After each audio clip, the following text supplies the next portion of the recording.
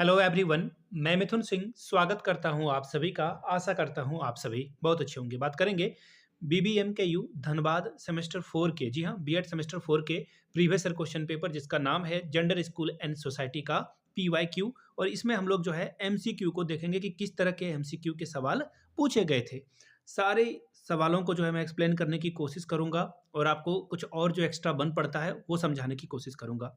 आपको नीचे कमेंट करके ये बताना है कि एक मॉडल पेपर आपको चाहिए क्या। मॉडल पेपर कहने का मतलब ये है कि जो अलग अलग यूनिवर्सिटी में सवाल पूछे गए हैं जेंडर स्कूल एंड सोसाइटी का, जैसे सिद्धू कानू हो गया, पटना यूनिवर्सिटी है, पाटलिपुत्र यूनिवर्सिटी है, इसके अलावा नीलांबर पीताम्बर है, कोल्हान है। तो आप नीचे कमेंट कमेंट करके मॉडल लिख दीजिएगा तो आपके लिए एक अलग से वीडियो आ जाएगी।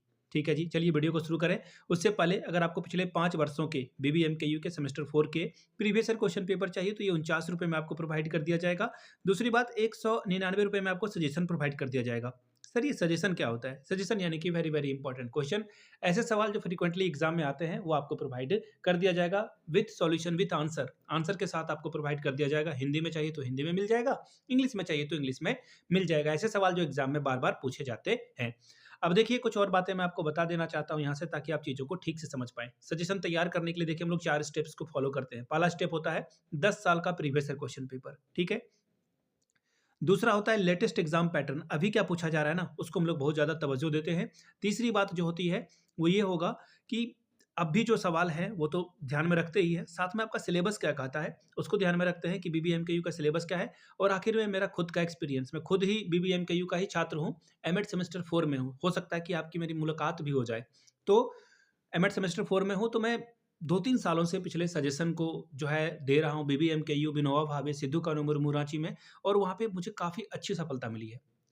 पिछले जितने भी एग्जामिनेशन हुए हूबहू क्वेश्चन 90% मैच कर गए हमारे सजेशन से। जिनको सजेशन चाहिए यहाँ से मेरी ईमेल आईडी आप देख लें, yourmithunsingh@gmail.com पे आप मुझे मेल कर सकते हैं। इंस्टा पे अगर आप हो डू फॉलो मी @imithunsingh। बाकी आप मुझे व्हाट्सअप कर सकते हैं 7979054474 पे। याद रखिएगा सजेशन आपको जो प्रोवाइड किया जाता है उसमें शॉर्ट, लॉन्ग और एमसीक्यू सारे क्वेश्चंस उसमें अवेलेबल होंगे। चलिए स्टार्ट करते हैं वेरी फर्स्ट क्वेश्चन से। ये रहा आपका पहला सवाल। The literally meaning of the word patriarchy. देखिए पेट्रियार्की का क्या मतलब होता है, जो पितृसत्ता का शाब्दिक अर्थ क्या है, ये आपसे सवाल पूछा गया है। ठीक है जी, देख लेते हैं क्या सवाल है। पेट्रियार्की का मतलब देखिए क्या होता है। पैट्री का मतलब होता है फादर, ठीक है। आधा अगर आप उसे अलग अलग करोगे तो पैट्रिक का मतलब होता है फादर, ठीक है।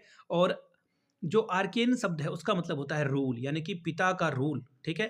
पुरुष प्रधान का रूल, मुखिया के तौर पर पिताजी अगर आपके परिवार को देख रहे हैं तो वो क्या हो गए, तो आपकी परिवार जो है या फिर आपका समाज कैसे आएगा, पैट्रियार्कल सोसाइटी है।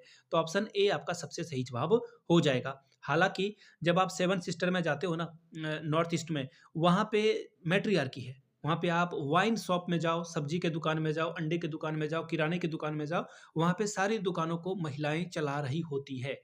और शादी होकर लड़का जो है मतलब हम लोग हंस रहे हैं क्योंकि हम लोग ऐसे सोसाइटी में पैदा हुए जहाँ से बचपन से देखते आ रहे हैं कि लड़कियां लड़के के घर शादी करके आती है। तो वहाँ पे थोड़ा मामला उल्टा है।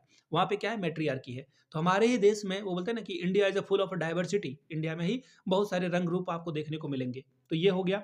इसका मतलब क्या हो गया, पहला जो ऑप्शन है वो हो जाएगा पिता का शासन जो है इसका सबसे सही आंसर होगा, यानी कि option number 1 is the correct answer. पिता का क्षेत्र, पिता का घर या फिर स्ट्रेंथ ऑफ फादर नहीं होगा, ऑप्शन ए आपका सही होगा। चलिए आगे बढ़ेंगे नेक्स्ट सवाल की ओर। Which year is known as the women empowerment year. किस वर्ष को महिला सशक्तिकरण वर्ष के रूप में मनाया जाता है। तो देखिए कहीं पे आंसर आपका 2000 भी देखने को मिलेगा, कहीं 2001 भी देखने को मिलेगा, लेकिन मेरे हिसाब से 2001 इसका सबसे सही जवाब है।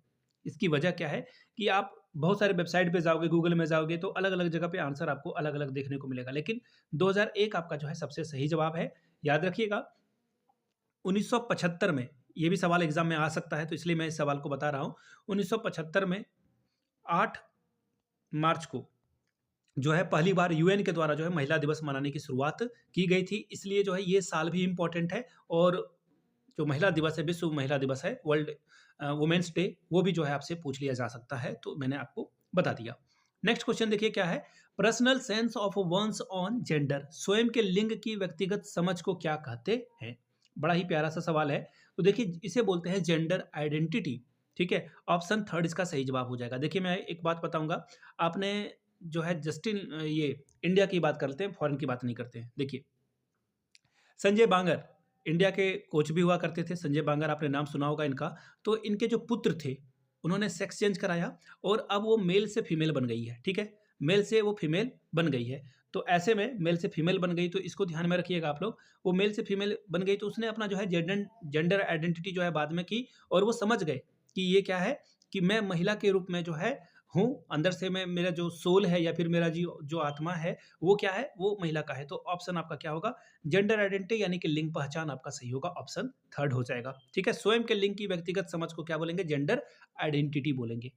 ठीक है, चलिए आगे बढ़ेंगे। Question number 4, in a gender friendly classroom, लिंग के अनुकूल, यानी कि यहाँ पे सारी बातें अच्छी अच्छी हो रही है। आई रिपीट, फ्रेंडली का मतलब होता है कि वहाँ पे प्रमोट किया जा रहा है लड़के लड़कियों को बराबरी। ठीक है, कोई बाइसनेस वहाँ पे नहीं है। ठीक है, इसका क्या मतलब हुआ कि boys and girls should be seated separately, अलग अलग बैठाओगे तो फिर आप दोनों को एक कहाँ मान रहे हो? आप तो लिंग देख करके या फिर जेंडर देख करके बांट रहे हो, तो ये ऑप्शन आपका गलत है।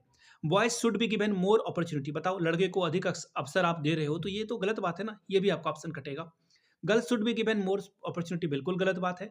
ना लड़के को देना है आपको ज्यादा अवसर, ना लड़कियों को देना है, दोनों को इक्वल दीजिए आप। ठीक है, इक्वल दीजिए। हमारे देश में ना महिलाओं को भगवान बनाने की जो है, पूरी देवी बनाने की कोशिश की जाती है, लेकिन बार बार कहा गया है कि महिलाओं को देवी मत बनाएं, देवता बना करके जो है आप उसे पूजने की कोशिश ना करें।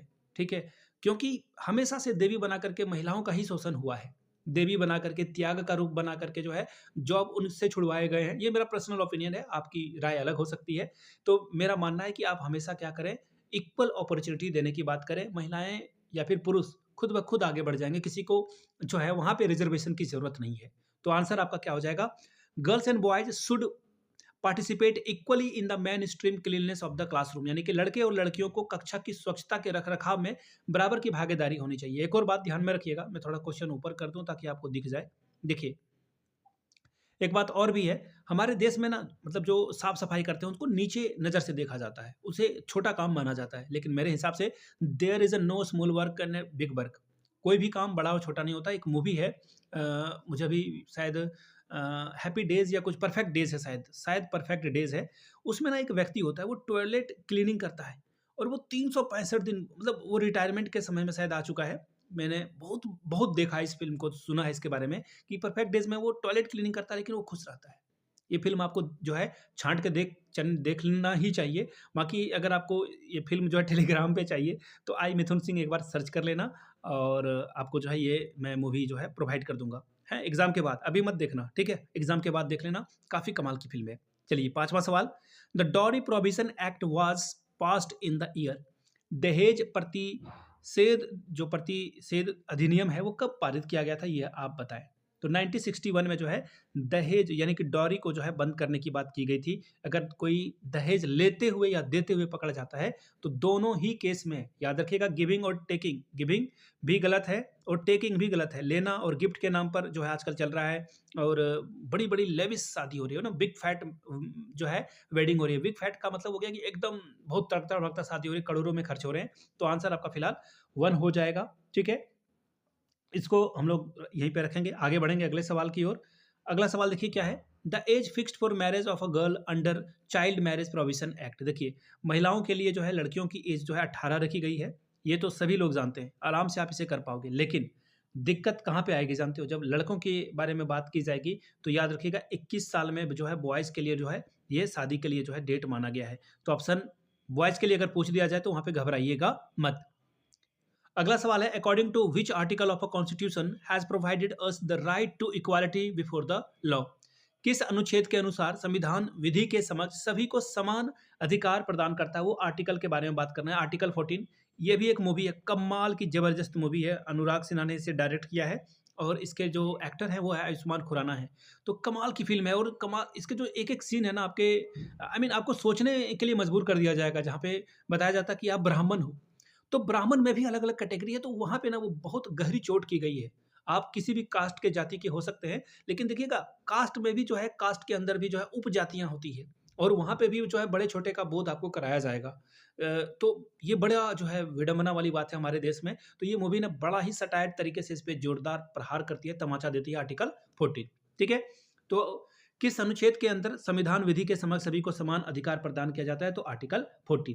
अब देखिए आर्टिकल 21 है, इसके बारे में थोड़ा जान लीजिए। राइट टू लाइफ, आपको जीने का अधिकार है, राइट टू लाइफ है ये दूसरे का एक्सप्लेनेशन, ठीक है। और आर्टिकल 17 में जो है अनटचेबिलिटी को एबॉलिश करने की बात की गई है। अनटचेबिलिटी जो है यहाँ पर नहीं होना चाहिए, आर्टिकल 17 में इसके बारे में बात किया गया है। और आर्टिकल 18 में जो है एबॉलिश टाइटल, टाइटल को जो है खत्म करने की बात की गई है। चलिए अगले सवाल की ओर हम लोग बढ़ेंगे। 8वां सवाल बिल्कुल आसान सा सवाल है। Who said society is the com wave of a social relationship? किसने समाज को जो है सामाजिक संबंधों का एक जाल कहा है? बड़ा ही प्यारा सा सवाल है और इस तरह के सवाल अगर आप पढ़कर जा रहे हो तो लिख पाओगे, अदरवाइज आपको चारों ऑप्शन सही लगेंगे, कहीं पे कोई गलती आपको नहीं दिखेगी। तो इसका आंसर जो है फिलहाल हो जाएगा ऑप्शन नंबर 2। मैक्याइवर ने जो है इसके बारे में बात की है, ठीक है। कार्ल मार्क्स ने जो है क्लास स्ट्रगल के बारे में बात किया है, ठीक है। क्लास स्ट्रगल के बारे में यानी अमीर गरीब के बारे में जो है, ये एक्चुअली क्या थे, कम्युनिस्ट थे और इनके द्वारा एक बुक लिखी गई थी। नीचे कमेंट करके आप लोग बताइए कार्ल मार्क्स ने कौन सी बुक लिखी थी, ठीक है।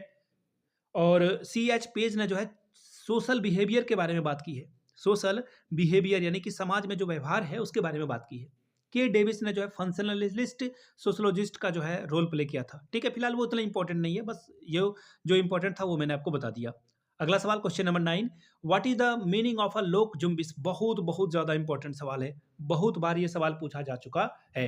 देखिए इसका मतलब होता है, शायद ये एनसीईआरटी में मैंने पढ़ाया था बच्चों को, मुझे याद नहीं आ रहा अभी, एनसीईआरटी 9 या 10 में जो है ये पढ़ाया गया था। लोक जुम्बिस का मतलब होता है movement of a people for education. Movement कहाँ है? ये रहा ऑप्शन नंबर 3, ठीक है। ऑप्शन 3 आपका सबसे सही जवाब हो जाएगा, यानी कि आप क्या कर रहे हो, मास मूवमेंट कर राजस्थान में ये किया गया था लिटरेसी बढ़ाने के लिए, राजस्थान में ये हो चुका है, ठीक है। विलेजर जो है मोबिलाइज हो गए थे स्कूलिंग के लिए, बच्चों को स्कूल प्रदान किया जाए। चलिए आगे बढ़ेंगे क्वेश्चन नंबर 10 की ओर। When was the सती प्रथा डिक्लेयर्ड अ पनिशेबल ऑफेंस? सती प्रथा को दंडनीय अपराध घोषित कब किया गया? 1829 में, 1929 में, 1856, 1828 में। तो देखिए 1829 में जो है इसे एबॉलिश कर दिया गया, यानी कि इसे मतलब इलीगल डिक्लेयर कर दिया गया। किसके द्वारा?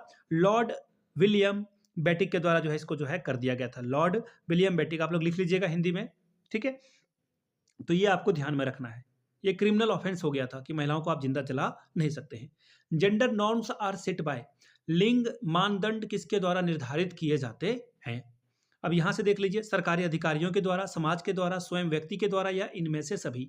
मैंने कई दफा कहा है कि जब भी ऑल ऑफ दीज वाला आंसर आए ना तो 99% चांसेस होता है कि वो सही हो, लेकिन अगर आप ध्यान से देखिएगा तो यहाँ पे गड़बड़ हो जाएगी। देखिए जो जेंडर नॉर्म्स है वो सोसाइटी के द्वारा जो है यहाँ पे दिया जाता है, ठीक है। तो मेरे हिसाब से इसका आंसर जो है सही होना चाहिए, लेकिन कई दफ़ा क्या होता है कि सरकारी अधिकारियों के द्वारा भी जो है इसे कर दिया जाता है, लेकिन मेरे हिसाब से, मैं नेट एजुकेशन की तैयारी कर रहा हूँ, उस हिसाब से मुझे लग रहा है कि ऑप्शन 2 इसका सबसे सही जवाब होगा। बाकी आप नीचे कमेंट करके बता सकते हैं। गवर्नमेंट का काम है लॉ बनाना, ठीक है, गवर्नमेंट का काम है लॉ बनाना, इंडिविजुअल जो है खुद से नॉर्म डिसाइड नहीं कर सकता है। आगे बढ़ेंगे question number 12, text book should include information related to gender. पाठ्य पुस्तकों में लिंग से संबंधित जानकारी शामिल होनी चाहिए, जैसा कि यह समाज में प्रचलित है। As it prevent in the society, society में जो चल रहा है किताब में छाप देना चाहिए, गलत बात है, ये हो ही नहीं सकता, ठीक है। दूसरा देखिए क्या है ऑप्शन, लिंग समानता को बढ़ावा देने के तरीके। अरे भाई बिल्कुल सही है, in a manner to propagate gender equality, gender equality का झंडा बुलंद करना है, तो बात तो सही है ना, ऑप्शन 2 आपका सही है। फिलहाल तीसरे सवाल को देखिए, does not include any gender related information, लिंग संबंधी कोई जानकारी ना देना। नहीं जानकारी दोगे तो पता कैसे चलेगा? ये ऑप्शन कटा और इनमें से तो कोई होगा नहीं, तो आपका जो सबसे बेस्ट ऑप्शन है ऑप्शन नंबर 2 को लॉक कर दिया जाए। आगे बढ़ेंगे, the second sex is written by whom, the second sex किसके द्वारा लिखी गई पुस्तक है? तो देखिए सिमोन डी जो व्योर हैं उनके द्वारा ये बुक लिखी गई है, ठीक है। ऑप्शन नंबर 1 इसका सही जवाब हो जाएगा। देखिए फैक्चुअल है, इसके बारे में अब और कोई बात नहीं की जा सकती है। अगर आपको याद है किताब किसने लिखा है तो लिखा है, नहीं याद है तो कोई और उपाय नहीं है। Question number next, which article of the constitution prohibited discrimination on ground of religion, का रेस, कास्ट, सेक्स और बर्थ ऑफ प्लेस। धर्म, जाति, जन्म स्थान के आधार पर भेदभाव को कौन सा अनुच्छेद जो है निषिद्ध करता है, यानी कि रोकता है? आर्टिकल 14, आर्टिकल 15, आर्टिकल 16 या फिर आर्टिकल 17। तो देखिए आर्टिकल 15 जो है धर्म, जाति, लिंग या फिर जन्म स्थान के आधार पर जो है भेदभाव करता है। समानता की बात आर्टिकल 14 करता है, मैंने आपको बता रखा था। और 17 क्या है? अनटचेबिलिटी से हम लोग को रोकने की कोशिश करता है। अगला सवाल है cause of gender discrimination between man and women. महिला और पुरुष में भेदभाव का क्या कारण है? भेदभाव का कारण क्या है? पहला है शैक्षिक पिछड़ापन, यानी कि पढ़ाई नहीं ठीक से हुई है, बिल्कुल सही बात है। जाति व्यवस्था, ये भी सही बात है। धार्मिक मान्यताएं, बिल्कुल, क्योंकि आपने देखा होगा केरल के सबरीमाला में महिलाओं को पीरियड के दौरान मंदिर में प्रवेश से रोका जा रहा था। तो ये क्या है? एक जेंडर डिस्क्रिमिनेशन है। वो क्या है? नेचुरल फेनोमेना है। पीरियड नहीं आएगा तो बच्चे नहीं होंगे, महिलाएं फर्टाइल नहीं है, तो पीरियड आना एक अच्छी बात है। शायद असम के कामाख्या मंदिर में जो है पीरियड को सेलिब्रेट किया जाता है। एक बार आप लोग जो है क्वेश्चन नंबर 15 में लिख देना यस, अगर आप मेरी बात से जो अगर मेरी बात सही है। ये जो असम वाली बात मैंने बात की थी, तो वहाँ पे जो है पीरियड को सेलिब्रेट करने वाला हम लोग के जो आई मीन किताबों में है वो लिखा गया है। एक बार आप देख लेना, इसे चेक कर लेना। अगर मैं गलत हूँ तो आप लोग नीचे में नो कमेंट कर दीजिएगा। तो फिलहाल आंसर क्या हो जाएगा? ऑल ऑफ दिस, यानी कि इनमें से सभी क्या है? जेंडर डिस्क्रिमिनेशन यानी कि लिंग भेदभाव के कारण है। अगला सवाल देखिए, क्या डब्ल्यूएचओ का मुख्यालय कहाँ पर है? वर्ल्ड जो हेल्थ ऑर्गेनाइजेशन है, इसका मुख्यालय कहाँ आपको देखने को मिलेगा? तो ऑप्शन ए जेनेवा में आपको ये देखने को मिलेगा। अब देखिए अगला सवाल क्या है? अगला सवाल है विश्व पोषण सप्ताह कब मनाया जाता है? एक सेकेंड, ये कैसे सवाल आ गए? ये तो साइंस वाला सवाल आ गया ना। वेट अ मोमेंट, हो गया। ये साइंस वाले सवाल आ गए उसका। आई मीन मैं बात कर रहा हूँ किसकी? हेल्थ एंड फिजिकल एजुकेशन का ये सवाल आ गया, ठीक है? शायद मिक्स हो गया है, कोई बात नहीं। यहीं तक इसे रखेंगे। ये जो जितना भी पीवाईक्यू था मैंने आपको करा दिया। और अगर आपको मॉडल चाहिए तो फिर से एक बार जो है नीचे कमेंट कर दीजिएगा मॉडल, तो आपके लिए जो अलग-अलग यूनिवर्सिटी में सवाल पूछे गए हैं वो आपको मैं करा दूँगा। बाकी जिनको पिछले 5 साल के क्वेश्चन पेपर चाहिए वो आपको 49 में अवेलेबल करा दिया जाएगा और 199 में सजेशन अवेलेबल करा दिया जाएगा, ताकि आप एग्जाम में 80-90% ले आएँ। यहाँ से मेरी ईमेल आईडी आप देख लें, yourmithunsingh@gmail.com पे आप मुझे मेल कर सकते हैं। इंस्टा पे अगर आप हो, डू फॉलो मी @imithunsingh। बाकी आप मुझे व्हाट्सएप कर सकते हैं 7979054474 पे। वीडियो को यहाँ तक देखने के लिए आप सभी का बहुत-बहुत शुक्रिया। Have a good day.